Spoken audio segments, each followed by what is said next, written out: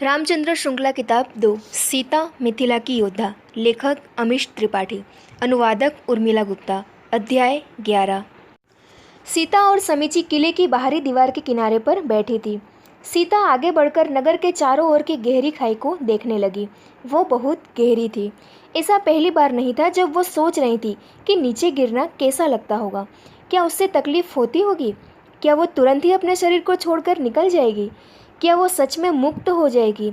मृत्यु के बाद क्या होगा? ये बचकाने सवाल उसके मन में क्यों आ रहे थे? सीता, खामोशी को तोड़ते हुए समीची फुसफुसाई।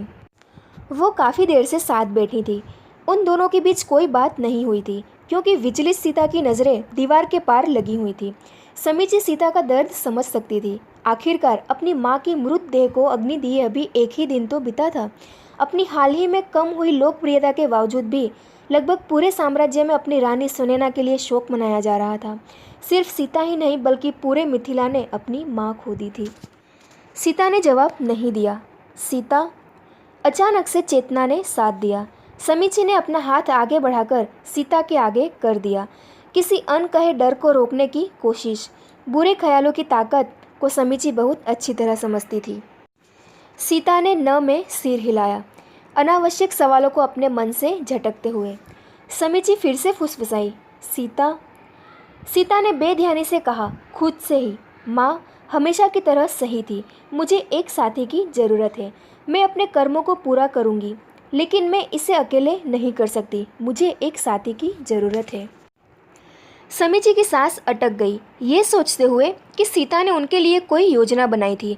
उन्होंने सोचा कि सीता उसी बारे में बात कर रही थी जो सुनैना भी मिथिला के लिए चाहती थी और जो मरती हुई रानी के कर्मों ने उनसे कहलवाया था। लेकिन वास्तव में सीता उससे जूझ रही थी, जो काम उन्हें मलयपुत्र प्रमुख ने सौंपा था। सीता ने अपने बाएं हाथ की हथेली पर पड़े निशान को छुआ, खून से ली गई उस शपथ को याद करते हुए जो विश्वामित्र ने उन्हें दिलवाई थी। उन्होंने खुद से कहा, मैं प्रभु रुद्र और प्रभु परशुराम की सौगंध लेती हूँ। समीची ने ध्यान नहीं दिया था कि सीता ने पहली बार प्रभु परशुराम के नाम पर शपथ ली थी। आमतौर पर राजकुमारी हमेशा प्रभु रुद्र के नाम की ही शपथ लेती थी, लेकिन वो कैसे इस बदलाव पर ध्यान दे सकती थी? उनके अपने विचार भी बटे हुए थे अपने प्रभु इराइवा के नाम पर। क्या सीता मुझे मिथिला में सहायक अध्यक्ष बनाना चाहती थी? इराइवा कृपा करे, इराइवा प्रसन्न होंगे। सुनैना की मृत्यु को साल भर हो गया था। 16 साल की सीता ने राज्य के प्रशासन को भली प्रकार से संभाल लिया था। उन्होंने अपना शासन सुनैना की सलाह पर बनाए गए प्रशासक दल से ही चलाया और अपनी माँ की प्रणाली और संस्थान को सर्वोपरि रखा। उन्होंने अपनी तरफ से बड़ा बदलाव सिर्फ समीची को पुलिस प्रमुख बनाने का ही किया था। ऐसा भी भूतपूर्व प्रमुख की अचानक दिल का दौरा पड़ने से हुई मृत्यु की वजह से करना पड़ा। मलयपुत्र कप्तान जटायु अपनी बात रखते हुए अपने सैनिकों के साथ सीता की परछाई बने हुए थे। उन्हें सीता का अंगरक्षक बनने का कार्य सौंपा गया था। सीता को इस अतिरिक्त सुरक्षा की जरूरत महसूस नहीं होती थी, लेकिन एक परछाई को भला कोई कैसे हटा सकता था? दरअसल उन्हें जटायु की गुजारिश मानते हुए मिथिला के पुलिस बल में भी कुछ मलयपुत्र सैनिकों को भर्ती कराना पड़ा था। उनकी वास्तविक पहचान सबसे छिपाई गई थी, यहाँ तक कि समीची से भी। वो सीता के पीछे रहते थे हमेशा। पिछले साल में सीता जटायु पर बहुत भरोसा करने लगी थी, लगभग एक भाई की तरह ही। वह मलयपुत्र के उन वरिष्ठ अधिकारियों में से थे जिनसे सीता की नियमित रूप से बात होती थी और एकमात्र ऐसे इंसान थे जिनके साथ वो अपनी विष्णु भूमिका की जिम्मेदारियों पर बात कर सकती थी। मुझे भरोसा है कि आप समझोगे, है ना जटायु जी? सीता ने पूछा। सीता और जटायु मिथिला से 1 घंटे दूर एक खाली पड़े चूड़ी के कारखाने में मिले थे। सीता के मलयपुत्र अंगरक्षक उनके साथ आए थे, मिथिला के पुलिस बल के रूप में। जटायु ने उन्हें बताया था कि विश्वामित्र उनके अगस्त्यकूटम आने की राह देख रहे थे। मलयपुत्रों की राजधानी अगस्त्यकूटम भारत के सुदूर दक्षिण में एक गुप्त नगर था। उन्हें वहाँ उनकी भूमिका के लिए कुछ समय प्रशिक्षण दिया जाना था। उसके बाद अगले कुछ सालों वो अपने क्रूनगर मिथिला में रह सकती थी, जिनमें आधे साल उन्हें सप्त सिंधु की भूमि को समझने के लिए घूमने में बिताने थे। हालांकि सीता ने जटायु को बताया था कि वो अभी मिथिला छोड़ने के लिए तैयार नहीं है। अभी वहाँ बहुत सा काम किया जाना बाकी था। मिथिला को स्थापित और सुरक्षित करना था। कुश ध्वज की मिल रही धमकियों के सामने अभी कुछ भी काम नहीं किया जा सका था।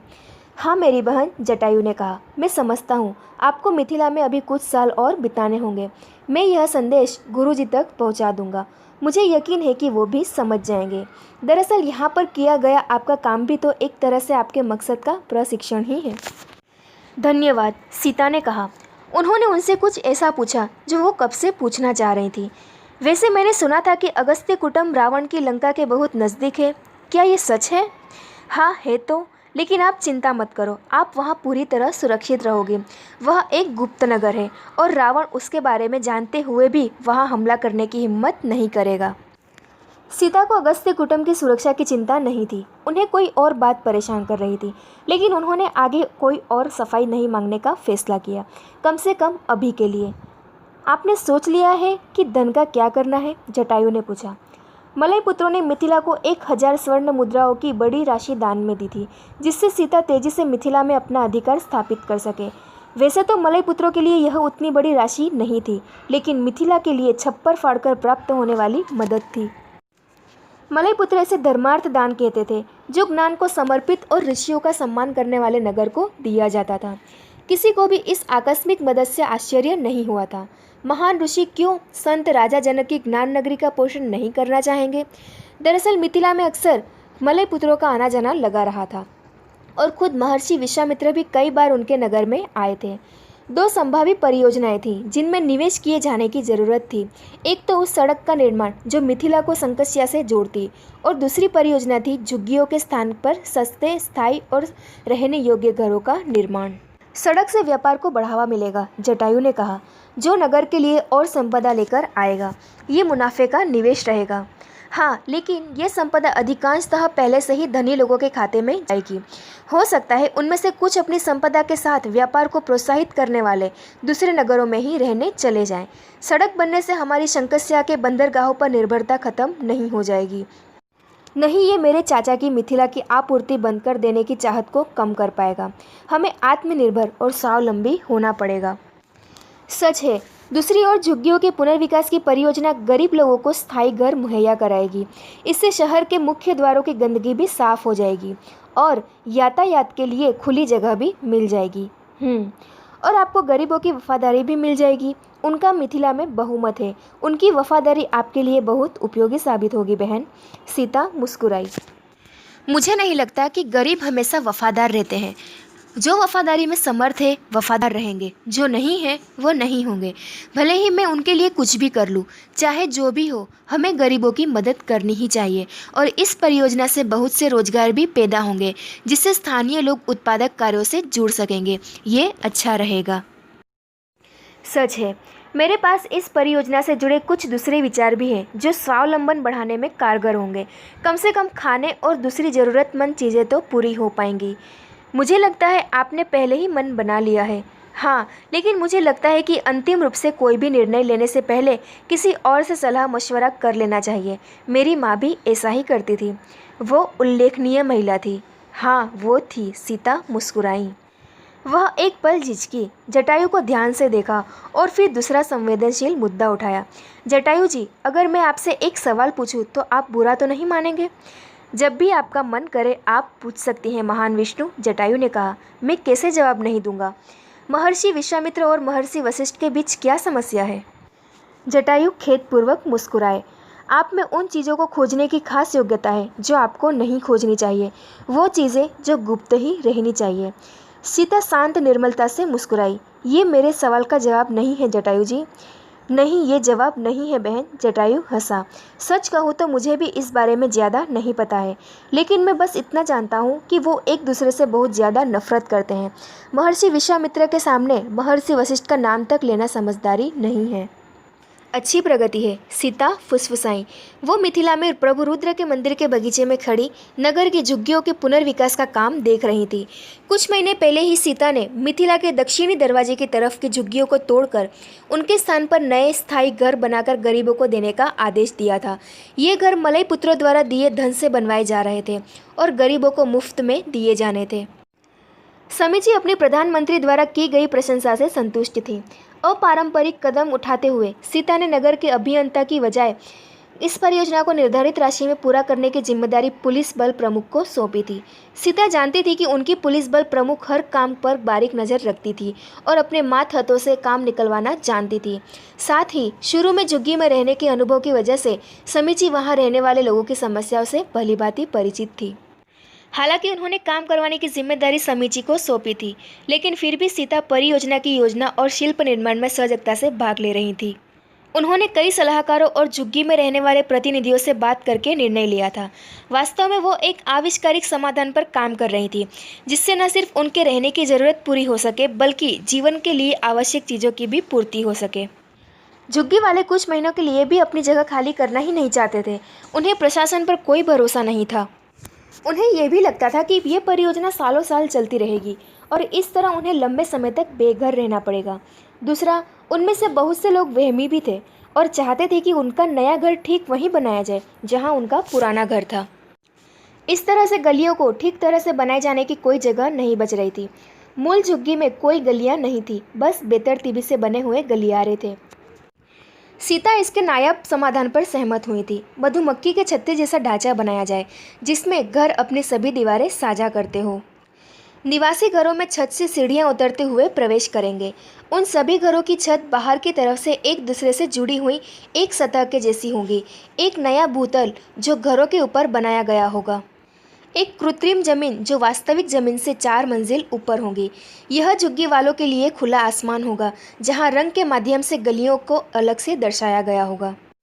गलियों में जमीन में ही बने हुए दरवाजे होंगे, जिनके माध्यम से लोग अपने घरों में आ जा सकेंगे। इससे उनके वहम का भी समाधान हो जाएगा। हर किसी को अपना घर ठीक उसी जगह पर मिलेगा जहां पुरानी झुग्गी में था। और क्योंकि मधुमक्खी के छत्ते की संरचना नीचे 4 तल तक विकसित थी, तो वास्तव में प्रत्येक निवासी को 4 कमरे मिले, पहले की तुलना में कहीं ज़्यादा स्थान। इसकी छत्ते के समान संरचना के कारण ही समीची ने इसे अनौपचारिक रूप से मधुकर निवास नाम दिया। सीता को ये नाम इतना पसंद आया कि उन्होंने इसे औपचारिक नाम घोषित कर दिया। अभी भी झुग्गी वालों के लिए अस्थायी निवास की समस्या बनी हुई थी, जहां वे अपना घर बनने तक रह सकते थे। सीता के पास एक और आविष्कार विचार था। उन्होंने की दीवार के बाहर की खाई को झील में तब्दील करा दिया, जहां बरसात का पानी जमा किया जा सके, जो खेती में काम आ पाए। बाहरी और अंदरूनी दीवार के बीच के गैर रिहायशी क्षेत्र का कुछ भाग झुग्गी वालों को सौंप दिया गया। वहां से बांस और कपड़े के माध्यम से अस्थायी निवास बनाकर रह सकते थे। बाकी की जगह का इस्तेमाल खाद्य पदार्थ, सूत और जड़ी बूटी उगाने में कर सकते थे। ये नई जमीन मधुकर निवास में जाने के बाद भी उन्हीं की रहने वाली थी। इसके कई फायदे थे। पहला तो बाहरी और अंदरूनी दीवार के बीच का जो क्षेत्र सुरक्षा कारणों से इस्तेमाल नहीं हो पाता था, उसका अब बेहतर उपयोग किया जा सकता था। कृषि उत्पादकता बढ़ेगी। इससे झुग्गी वालों को अतिरिक्त कमाई का साधन मिलेगा। नगर में ही कृषि विकसित करने से हमले के समय में भी खाद्य सुरक्षा का आश्वासन रहेगा। वैसे भी अविकसित मिथिला पर शायद ही कोई हमला करता। सबसे ज़्यादा महत्वपूर्ण, मिथिलावासी इससे खाने, औषधि और दूसरी चीज़ों में स्वावलंबित हो पाएंगे। इससे संकष्या के पोत नगर पर उनकी निर्भरता भी कम होगी। समीची ने सीता को चेताया था कि इससे नाराज होकर कुशध्वज उन पर सैन्य आक्रमण कर सकता था, लेकिन सीता को इसमें संदेह था। मिथिला के संत राजा पर सैन्य आक्रमण को राजनीतिक रूप से सही ठहराना उनके चाचा के लिए मुश्किल होता। इससे संभवतः संकष्या के नागरिकों के बीच भी विद्रोह हो सकता था। इसके बावजूद भी किसी भी बुरे समय के लिए तैयार रहने में ही समझदारी होती है। सीता हमेशा से बाहरी खाई से नगर की पानी की आपूर्ति को लेकर असहज थी। किसी भी हमले के समय दुश्मन बाहर से पानी में जहर मिलाकर अव्यवस्था उत्पन्न कर सकता था। उन्होंने नगर के अंदर ही पानी की गहरी झील खोदने का आदेश दिया। इसके लिए उन्होंने नगर की 2 दीवारों की सुरक्षा का भी हवाला दिया। उन्होंने नगर के केंद्र में एक व्यवस्थित बाजार का प्रबंध कराया, जहां एक जैसे स्थायी खोमचे बनाकर विक्रेताओं को दिए गए। इससे स्वच्छता और अनुशासन मुमकिन हो सका। बिक्री बढ़ी, साथ ही चोरी और बर्बादी में कमी आई। इससे कीमतों के चक्र में बढ़ोतरी होकर व्यवसाय में उन्नति हुई। इन सब कामों से सीता की लोकप्रियता नाटकीय रूप से बढ़ गई। कम से कम गरीबों के बीच तो उनकी जिंदगी में वास्तव में सुधार हुआ था और इसकी जिम्मेदार युवा राजकुमारी थी। मैं मानता हूँ कि मैं वाकई हैरान हूँ, जटायु ने कहा। मुझे उम्मीद नहीं थी कि पुलिस प्रमुख इतनी होशियारी से निर्माण कार्य की देखरेख कर मधुकर निवास का काम जल्दी से पूरा करा लेगी। सीता जटायु के साथ नगर की सीमा पर बैठी थी। दिन का तीसरा प्रहर था। सूरज आसमान में पूरी गरिमा से शोभित था। वह मुस्कुराई। बेशक समीची प्रतिभाशाली है। हाँ, लेकिन सीता ने उन्हें देखकर त्योरियां चढ़ाईं। लेकिन क्या जटायु जी? कृपया मुझे गलत मत समझिएगा महान विष्णु, यह आपका साम्राज्य है। आप यहाँ की प्रधानमंत्री हैं और हम मलय पुत्रों को अपने साथ पूरे देश की भी चिंता है, सिर्फ मिथिला की ही नहीं। आप क्या कहना चाहते हैं जटायु जी? सीता ने बीच में टोका। आप जानते हैं मुझे आप पर पूरा भरोसा है। कृपया खुलकर बोलिए। आपके पुलिस बल में मेरे लोग दूसरे अधिकारियों से बात कर रहे थे। वो समीची के बारे में थी। उनके सीता ने आह भरी। जानती हूँ, उसे आदमियों से कुछ समस्या है। बात समस्या से ज़्यादा आदमियों से नफरत की है। इसका जरूर कोई कारण होगा। किसी आदमी ने उसका लेकिन किसी एक आदमी की वजह से सभी आदमियों से नफरत करना अस्थिर व्यक्तित्व की निशानी है, भले ही उसका जो भी अपराध रहा हो। विपरीत पक्षपात भी पक्षपात है, विपरीत जातिवाद भी जातिवाद है, विपरीत लैंगिकवाद भी लैंगिकवाद है।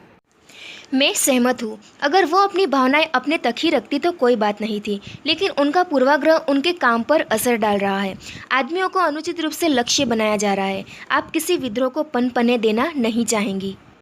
वह मुझे अपने काम के बीच नहीं आने देती, लेकिन मैं फिर भी सुनिश्चित करूंगी कि उसकी नफरत का असर उसके काम पर न पड़े। मैं कुछ करूंगी। मुझे आपके बृहत्तर हित की चिंता है महान विष्णु। इस बात को लेकर मुझे कोई शंका नहीं है कि वो आपकी वफादार है। शायद इसकी यही वजह है कि मैं आदमी नहीं हूँ। जटायु खुलकर हंस दिए। कैसे हो नारद? हनुमान ने पूछा। हनुमान परिहा के दौरे से वापस लौटे थे। वह पूर्व की ओर के रास्ते में गुजरात के बंदरगाह पर रुके थे। वह भारत के अंदरूनी भाग लोथल में था।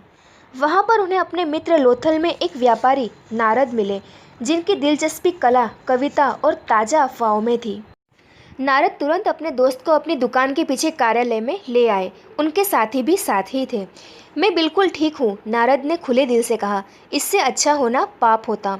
हनुमान मुस्कुराए। मुझे नहीं लगता कि तुम पाप से दूर होने के लिए कोई कड़ी मेहनत करते हो नारद। नारद ने हंसते हुए बात का विषय बदल दिया। सामान्य आपूर्ति मेरे दोस्त, तुम्हारे और तुम्हारे समूह के लिए। परिहा से एक छोटी सी टुकड़ी हनुमान के साथ सफ़र कर रही थी। हाँ, धन्यवाद। नारद ने अपने सहायक को बुलाकर उसे कुछ निर्देश दिए। और मैं एक और बात के लिए शुक्रिया करना चाहूँगा, हनुमान आगे बोले। ये न पूछने के लिए कि मैं कहाँ जा रहा हूँ। वाक्य अपने आप में बहुत बड़ा प्रलोभन था, खासकर नारद के लिए। वो खुद ब खुद ही जाल में फंस गए थे। मैं क्यों पूछूंगा भला? मैं पहले ही जानता हूँ कि तुम गुरु वशिष्ठ से मिलने जा रहे हो। वशिष्ठ अयोध्या साम्राज्य के राजगुरु थे। सबको पता था कि वो अयोध्या के चारों राजकुमारों राम, लक्ष्मण, भरत और शत्रुघ्न को अपने गुरुकुल में प्रशिक्षण और शिक्षा देने के लिए ले गए थे। हालांकि गुरुकुल का स्थान किसी को भी नहीं पता था। हनुमान ने नारद को घूरा, बिना कुछ कहे। चिंता मत करो मित्र, नारद ने मुस्कुराते हुए कहा। मेरे अलावा कोई नहीं जानता कि तुम किससे मिलने जा रहे हो, और किसी को भी, मुझे भी ये नहीं पता है कि उनका गुरुकुल कहाँ है। हनुमान मुस्कुराए। वो कुछ कहने ही वाले थे कि तभी किसी स्त्री की तेज आवाज़ सुनाई दी। हंस! हनुमान ने एक पल के लिए अपनी आंखें बंद कर ली, पलकें झपकाईं और फिर मुड़कर देखा। नारद की कर्मचारी सुरसा, वो हनुमान पर आसक्त थी। हनुमान ने अपने दोनों हाथ जोड़कर नमस्ते की और विनम्रता से बोले, देवी, मेरा नाम हनुमान है, हंस नहीं। मुझे पता है, सुरसा ने फुसफुसाते हुए कहा, लेकिन मुझे लगता है सुनने में हंस ज़्यादा अच्छा लगता है। और क्या तुम्हें नहीं लगता कि देवी की जगह तुम्हें मुझे सूर बुलाना चाहिए? नारद खुशी से खिलखिलाए जब सुरसा हनुमान के कुछ ज़्यादा ही करीब आ गई। अपनी प्रशंसक से खुद को बचाने के लिए पीछे हटने से पहले नागा ने अपने मित्र को घूर कर देखा। देवी, मैं नारद के साथ किसी जरूरी विषय पर बात कर रहा था और सुरसा ने उनकी बात बीच में काट दी। और मैंने कबाब में हड्डी बनने का फैसला किया। अब संभालो। देवी, सुरसा ने अपनी बोहें चढ़ाते हुए कामुकता से अपने होठों को एक तरफ दबाया। हंस, क्या तुम्हें समझ नहीं आता मैं तुम्हारे बारे में क्या सोचती हूँ? वो चीज़ें जो मैं तुम्हारे लिए कर सकती हूँ, और तुम? देवी, शर्म से लाल होकर हनुमान ने उसकी बात काटते हुए कहा, और उन्होंने एक कदम और पीछे हटाया। मैंने आपको कई बार बताया है, मैंने ब्रह्मचर्य का व्रत लिया है। यह अनुचित है। मैं आपका अपमान नहीं करना चाहता। कृपया समझने की कोशिश कीजिए। मैं नहीं कर सकता। नारद अब दीवार पर झुक रहे थे, अपने मुंह को ढकते हुए और हंसी से थरथराते अपने कंधों को छिपाने का प्रयास करते हुए। वो अपनी आवाज़ दबाने की भरसक कोशिश कर रहे थे। किसी को कुछ नहीं पता चलेगा हंस, तुम अपना व्रत निभाते रहना। तुम्हें मुझसे शादी नहीं करनी पड़ेगी, मैं बस तुम्हें चाहती हूँ, तुम्हारा नाम नहीं। सुरसा ने आगे बढ़ते हुए हनुमान का हाथ पकड़ने की कोशिश की। अपने भारी भरकम कद के बावजूद हनुमान ने तेजी से एक तरफ हटते हुए सुरसा के स्पर्श से बचने का प्रयास किया। उन्होंने चेतावनी देते हुए अपनी आवाज़ उठाई, देवी कृपया मान जाइए, मैं आपसे विनती करता हूँ, रुक जाइए। सुरसा ने मुंह फुलाकर अपने कपड़ों पर उंगली फिराते हुए कहा, क्या मैं सुंदर नहीं हूँ? हनुमान नारद की तरफ मुड़े। प्रभु इंद्र के नाम पर नारद कुछ करो। नारद मुश्किल से अपनी हंसी छिपा पा रहे थे। वो हनुमान के आगे आए और महिला की तरफ मुंह करके बोले, सुनो सुरसा, अब बहुत हो गया, तुम जानती हो कि। सुरसा चौंक गई। अचानक से नाराज़ होते हुए बोली, मुझे आपकी सलाह की कोई ज़रूरत नहीं है नारद। आप जानते हो कि मैं हंस से प्यार करती हूँ। आपने कहा था कि आप मेरी मदद करोगे। मुझे अफसोस है, लेकिन मैंने झूठ कहा था, नारद ने कहा। मैं बस मजाक कर रहा था। ये आपके लिए मजाक है? आपको हो क्या गया है? नारद ने अपने कुछ कर्मचारियों को इशारा दिया। दो महिलाएं आईं और नाराज सुरसा को खींचते हुए दूर ले जाने लगी। बिन पेंदे के लोटे, अगले व्यापार में मैं तुम्हें मिट्टी में मिला दूंगी, सुरसा ने चीखते हुए कहा। जैसे ही सब वहां से चले गए, हनुमान ने अपने दोस्त को घूरा। तुम्हें हो क्या गया है नारद? मैं बस मजाक कर रहा था मित्र, क्षमा करना। हनुमान ने दुबले पतले नारद को कंधों से पकड़ लिया। ये मजाक नहीं है, तुमने सुरसा का अपमान किया है और मेरा शोषण। मैं तुम्हारी हड्डियां मसल दूंगा। नारद ने दिखावटी गुस्से में हनुमान के हाथ पकड़े। उनकी आंखों में शरारत थी। तुम मुझे नहीं मसलोगे जब मैं तुम्हें बताऊंगा कि मलय पुत्रों ने अपना अगला विष्णु किसे नियुक्त किया है। हनुमान ने नारद को छोड़ दिया। वो सकते में थे। नियुक्त किया है? गुरु विश्वामित्र ऐसा कैसे कर सकते हैं बिना वायुपुत्रों की सहमति के? नारद मुस्कुराए। मेरी बताई खबर के बिना तुम एक दिन भी नहीं रह पाओगे, इसलिए तुम मुझे मसल नहीं सकते। हनुमान ने अपना सिर हिलाया और व्यंग्यपूर्ण ढंग से नारद के कंधों पर मारते हुए कहा, बताओ ना बोले दोस्त।